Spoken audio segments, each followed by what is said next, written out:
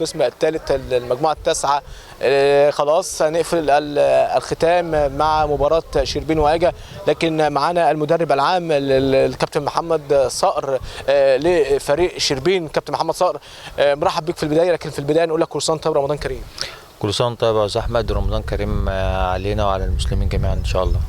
مرحب بيك في ملعب اجا، اعتقد مباراه هي الاخيره خلاص. المباراه يعني هنقفل بعد 90 دقيقه، نقول خلاص كل سنه وانتم طيبين، لكن عديت المرحله ازاي؟ كان يعني باسم كبير زي فريق شربين يهبط للقسم الرابع، لكن انقاذ كبير جدا من المجلس ومن الجهاز الفني. كابتن محمد صقر، عانيت كتير جدا في حصاد في الجدول، او في حصاد في دوري القسم الثالث.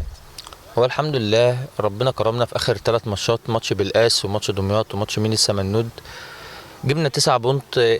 جينا النهارده ان شاء الله مرتاحين. ربنا كريم، يعني كان موسم صعب علينا جدا. كنا بادئين فتره الاعداد محضرين نفسنا ان احنا نبقى من لاول لثاني لثالث ونصعد للممتاز بيه على الاقل.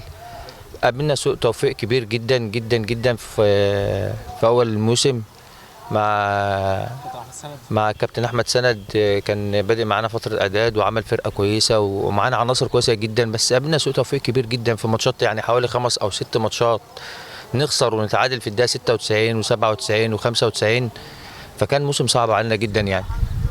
كابتن، شايف ايه يعني؟ اعتقد الضغوط اللي موجوده من اتحاد الكوره من جانب دوري المحترفين، اعتقد ده كان ليه تاثير كبير جدا، اللي كل الفرق كانت عامله المباراه كؤوس، عايزه تكسب، عايزه تحقق نتيجه ايجابيه من اجل الحلم ومن اجل عوده الدوري القسم الثاني. يا استاذ احمد، السنه دي دوري صعب جدا، يعني السنه دي دوري في الاخير هينزل درجه 5، اللي يقعد هيبقى درجه 4، اللي هيصعد درجه 3، وفي فرقه ممكن تصعد اللي ربنا يكرم من كان بالقاس او بني عباد، فرقه منهم هتطلع دوري محترفين. يعني 4 اقسام في سنه واحده، موسم صعب جدا على كل الفرق، حتى على الممتاز به.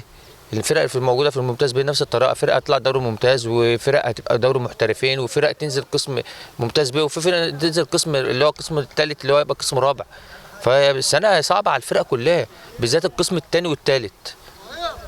الدعم المادي شايفه ايه من مجلس الاداره؟ شايف مجلس الاداره الكابتن الاستاذ اشرف خطاب والاستاذ ممدوح جعفر وباقي يعني المجالس اللي موجوده نواحي شربين، اعتقد كان لها دعم كبير جدا من اجل الحلم ومن اجل البقاء في الدوري القسم الثالث، مش ده مكان شربين.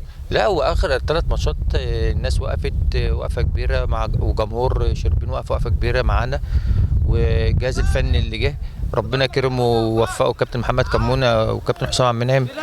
ربنا كرمنا في اخر 3 ماتشات كسبناهم، والناس وفروا مكافاتهم، وقدرنا ان احنا ربنا يكرمنا ونقعد الحمد لله والشكر لله. يعني رساله بتوجهها لمنطقه الدقهليه، اعتقد الضغوط كلها كانت موجوده على منطقه الدقهليه في مجموعه صعبه جدا، كله كان بيتكلم في صعوبه بالقاس، بني عبيد، بالقاس سيتي، الازازين، دمياط، كله كان بيعاني، كله كان بدا الموسم بيقول لك دمياط هتصعد، كله كان بدا الموسم بيقول لك لسه مش عارفين مين هيصعد، لكن يعني كنت شايف ايه ازاي من منطقه الدقهليه بتدير المنظومه الصعبه دي؟ يا صاحبي، كل سنه الكره بتصعب عن قبلها، لان الفرق الشركات والاستثمار الرياضي والمستثمرين اللي بيمسكوا فرق وكده، الانديه الشعبيه بتنزل.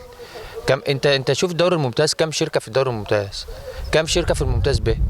فشو الدرجه الثالثه اللي احنا فيها ديت اصلا من 5 6 سنين كانت هي الممتاز به، نص الفرق كانت بتلعب ممتاز به. ده في فرقه درجه رابعه السنه دي كانت معانا في الدوري الممتاز به من 5 سنين، زي كهرباء طلخه والسنبلاوي، كانوا بيلعبوا معانا في الممتاز به مجموعه واحده.